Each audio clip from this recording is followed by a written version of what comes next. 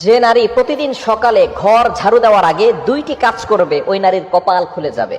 বর্তমানে আলহামদুলিল্লাহ নারীরা অনেকটা দিনের পথে চলে এসেছে, তারা এখন আলহামদুলিল্লাহ সঠিকভাবে চলার চেষ্টা করে, সঠিকভাবে চলার ট্রাই করে। আমরা বিশেষ করে সকালবেলা ঘুম থেকে ওঠার পরে ঘরটাকে ঝাড়ু দেওয়ার ট্রাই করি, ঘরটাকে ঝাড়ু দেয়। বিশেষ করে মা বোনেরা যারা আছেন ঘরটাকে পরিষ্কার পরিচ্ছন্ন রাখার জন্য ঘুম থেকে ওঠার পরেই ঘর ঝাড়ু দেয়। এই ঘর ঝাড়ু দেওয়ার আগে কিছু কাজ করতে হবে। দুইটি কাজ যদি নারীরা করতে পারে ওই নারীর কপাল খুলে যাবে। এক নাম্বার হচ্ছে ফজরের সালাত আদায় করা। ফজরের 2 রাকাত ফরজ নামাজ আছে না নাই? ফজরের নামাজ কয় রাকাত? মোট হচ্ছে 4 রাকাত, 2 রাকাত সুন্নত, 2 রাকাত ফরজ। নবীজি সাল্লাল্লাহু আলাইহি সাল্লাম জানিয়ে দিয়েছেন, সহিহ মুসলিম শরীফের হাদিস, যে ব্যক্তি ফজরের 2 রাকাত ফজরের নামাজ আদায় করবে, আল্লাহ পাক রব্বুল আলামিন তাকে জিম্মায় নিয়ে নেবেন। ওই ব্যক্তিকে দুনিয়ার কোনো শত্রু কোনো ক্ষতি করতে পারবে না। আল্লাহ পাক রব্বুল আলামিন নিজে পরের দিন ফজর পর্যন্ত তাকে হেফাজত করতে থাকবে। আল্লাহ পাক রব্বুল আলামিন তার জিম্মাদার হয়ে যাবেন। আমরা অনেকে সকালবেলা ঘুম থেকে উঠেই নামাজ না পড়ে ঘর ঝাড়ু দেই। ঘর ঝাড়ু দেন, তাতে কোনো আপত্তি নাই, পরিষ্কার পরিচ্ছন্ন থাকা ভালো। আত্মহুরু শাত্রুল ইমান, পবিত্রতা হচ্ছে ইমানের অঙ্গ।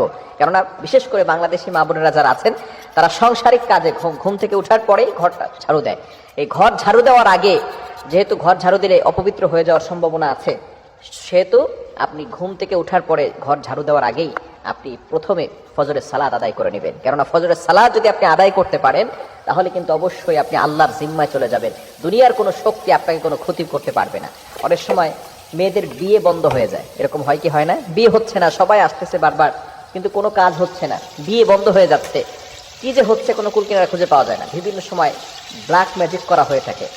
যদি কোনো ব্যক্তি ফজরের নামাজ পড়ে তাহলে আল্লাহ পাক রব্বুল আলামিনের জিম্মায় সে চলে যায়। তাকে কোনো ব্যক্তি জাদুটনা করে কোনো ক্ষতি করতে পারবে, কেননা এখন আল্লাহ পাক রব্বুল আলামিন তাকে জিম্মায় নিয়ে নিয়েছে। দ্বিতীয় নাম্বার আমল হচ্ছে কোরআনের তেলাওয়াত করা। সূরা ইয়াসিনের তেলাওয়াত করতে পারেন, সূরা রহমানের তেলাওয়াত করতে পারেন। সূরা ইয়াসিনের এতটা ফজিলত রয়েছে, যে ব্যক্তি প্রতিদিন সকালবেলা ফজরের নামাজের পরে সূরা ইয়াসিনের তেলাওয়াত করবে, আল্লাহ পাক রব্বুল আলামিন তাকে সকল প্রকার অভাব এবং বিপদ থেকে হেফাজত করে দিবেন। ওই নারীর কোনো টেনশন থাকবে না যে নারী ঘরের ভিতরে কোরআন তেলাওয়াত করবে।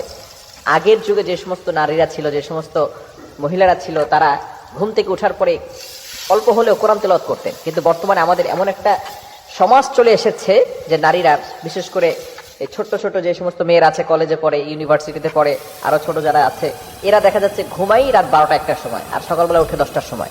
এরকম কিছু নারী আছে না নাই? খবরদার, এটা করা যাবে না। সকালবেলা ঘুম থেকে ওঠার পরেই আপনি নামাজ পড়বেন, এরপরে কোরআন তেলাওয়াত করবেন। সূরা ইয়াসিনের অনেক ফজিলত রয়েছে।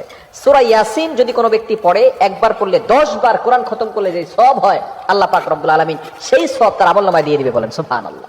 কেন ইমাজিনটা আপনি কল্পনা করতে পারছেন? শুধু তাই নয়, যে ব্যক্তি সকালবেলা সূরা ইয়াসিন পড়বে, আল্লাহ পাক রব্বুল আলামিন তাকে বিপদ আপদ থেকে হেফাজত করবেন। আল্লাহ পাক রব্বুল আলামিন তাকে অভাব থেকে হেফাজত করবেন।